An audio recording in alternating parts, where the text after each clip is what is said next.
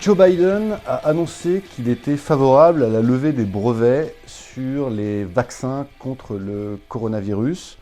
Emmanuel Macron, qui était contre, a annoncé finalement qu'il était pour.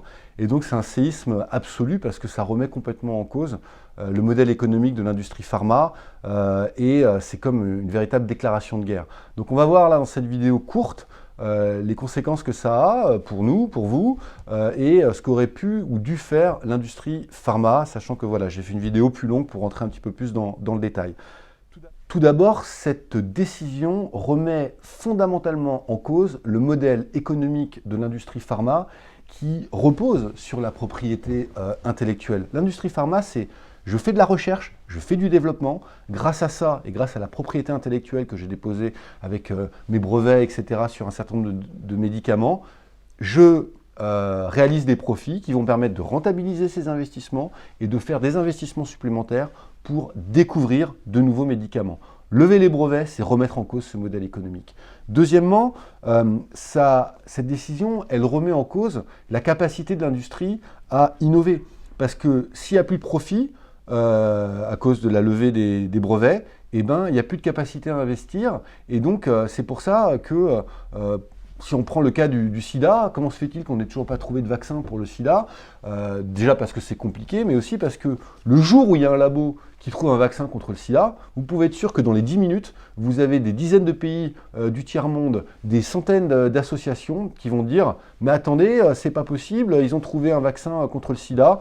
Licence d'office, levée des brevets, parce que bien public mondial, enjeu de santé publique, et donc il faut que ce soit accessible gratuitement au plus grand nombre. Bah, si vous faites ça, vous êtes sûr que l'industrie ne va pas investir. Donc voilà.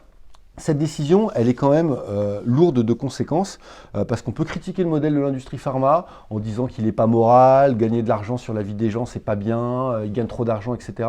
N'empêche qu'il fonctionne, il produit de l'innovation thérapeutique, il produit de l'intérêt général, il sauve la vie des malades. Donc il faut absolument le préserver. On n'a jamais eu autant de médicaments efficaces sur le cancer, en virologie.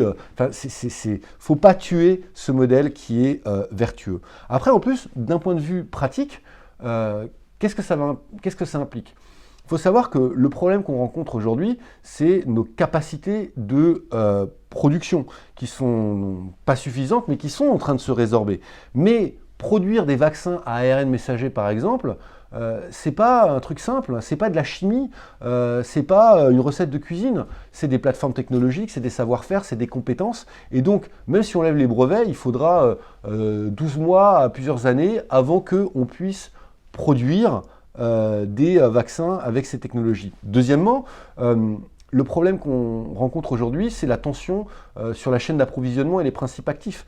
Donc si on lève les brevets et que tout le monde se met à essayer de fabriquer des vaccins, ça va être une vraie tension sur les principes actifs, sur les adjuvants, sur l'enflaconnage, et donc ça risque de complètement désorganiser la production et en plus de poser des problèmes en termes de traçabilité et de confiance dans le médicament. Donc c'est vraiment l'archétype de la fausse bonne idée. C'est une décision qui est infondée, qui est inefficace et qui remet en cause les innovations futures. Alors, pourquoi l'a-t-on prise? En fait, parce qu'on est sur le terrain politique et symbolique. Et le problème de l'industrie pharma, c'est qu'elle répond sur le terrain rationnel et économique. Et que voilà, il y a un décalage, et c'est pour ça que l'industrie pharma, elle n'arrive pas à faire prévaloir son point de vue. Donc, qu'aurait-elle dû faire? Réponse en 4 points. Premier point, je pense qu'elle aurait dû davantage anticiper et mieux maîtriser le timing. Cette question de la levée des brevets, on la voyait venir et donc elle aurait dû être travaillée beaucoup plus en amont. C'est il y a 6 mois, 1 an qu'il fallait la traiter. Là, malheureusement, c'est trop tard et il y avait des choses à faire en la matière. Deuxièmement, l'industrie pharma doit arrêter d'avoir honte d'elle-même et de se placer systématiquement sur la défensive. Je pense qu'elle a un modèle économique qui fonctionne, qui repose quand même sur la capacité à créer de l'innovation thérapeutique pour les malades. C'est quand même incroyable. Si elle ne crée pas, si elle n'innove pas au bénéfice des patients, elle crève l'industrie pharma. Je connais peu de secteurs industriels dont le modèle économique soit aussi vertueux. Genre, quand on voit des entreprises qui gagnent leur vie parce qu'elles sont en situation de monopole ou parce qu'elles font de la rétention ou parce qu'elles vendent des produits inutiles, bah moi je trouve que l'industrie pharma, c'est juste génial ce qu'elle fait et il faut absolument la préserver. Et donc il faut qu'elle le dise et qu'elle soit fière d'elle-même et qu'elle défende ce modèle économique. Troisièmement, l'industrie doit quand même rassurer, donner des gages. Elle n'est pas exempte de reproches, il y a des trucs qu'on peut critiquer, il y a trop d'endogamie, trop de profils qui se ressemblent, des problèmes en matière de transparence, de gouvernance. Ok, on peut améliorer les choses. Mais il ne faut pas jeter le bébé avec l'eau du bain, de même qu'elle a touché de l'argent public, et donc la question de rembourser l'argent public peut se poser, en tout cas déduire des profits qu'elle effectue grâce aux investissements qui ont été faits par les pouvoirs publics, c'est une question qui se discute, même s'il y a des labos qui n'ont pris aucun fonds public. Pfizer a financé l'intégralité de sa recherche et de son développement sur ses fonds propres et pas avec de l'argent public.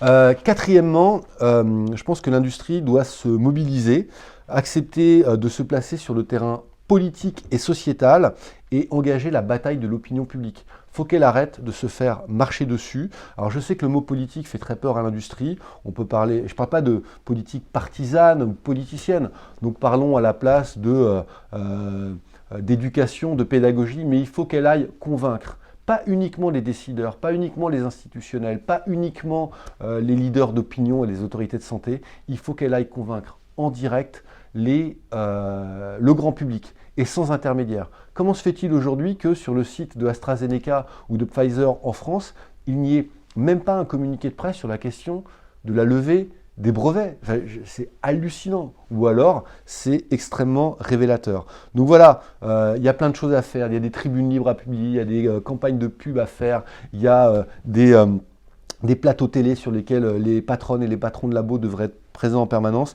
Et je trouve qu'ils ne mènent pas suffisamment le combat. C'est vraiment dommage. Donc voilà, en conclusion, je dirais rassurez-vous, la levée des brevets au final ne va pas avoir lieu parce que l'OMC, il va y avoir des négociations très longues, Ursula von der Leyen va trouver une voie médiane, etc.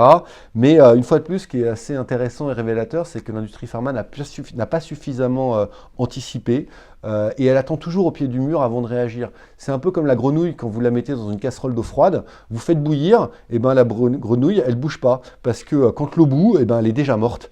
Et l'industrie pharma, c'est un peu ça, elle attend toujours au pied du mur pour réagir.